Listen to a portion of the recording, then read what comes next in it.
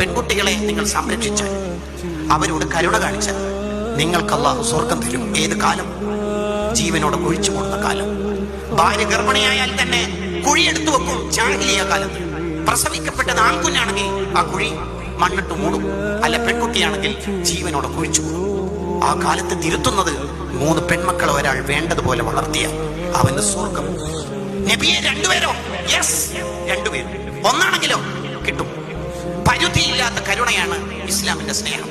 തന്റെ അയൽവാസി രോഗിയായി, രോഗം മൂർച്ഛിച്ചു, അയാൾക്ക് ഹോസ്പിറ്റലിൽ പോകാൻ പണമില്ല, ആംബുലൻസ് വിളിക്കാനുള്ള ക്യാഷ് ഇല്ല. അതിന്റെ പേരിൽ അയാളുടെ രോഗം വർദ്ധിക്കുകയോ മരണപ്പെടുകയോ ചെയ്താൽ നമ്മൾ കുറ്റക്കാരാവും. ഇനി പറയാൻ പോകുന്ന 2 ന്യായങ്ങളൊന്നും ഇസ്ലാം പരിഗണിക്കില്ല. എനിക്കറിയില്ലായിരുന്നു, അത്രമേൽ രോഗം വർദ്ധിച്ചത് എനിക്കറിയില്ലായിരുന്നു. ഞാൻ കുറച്ച് ദിവസമായി കോണ്ടാക്ട് ചെയ്തിട്ട് ഈ ന്യായങ്ങളൊന്നും ഇസ്ലാം അംഗീകരിക്കില്ല. അറിയില്ല എന്ന വാദം ചവറ്റുകൊട്ടിയിലേക്ക് എറിയും.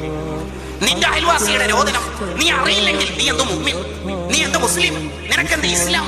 അൽ ഇഫാദ ലിമാ ജാഅ ഫിൽ മർളി വൽ ഇയാദ എന്ന ഗ്രന്ഥം ചോദിക്കുന്നുണ്ട്.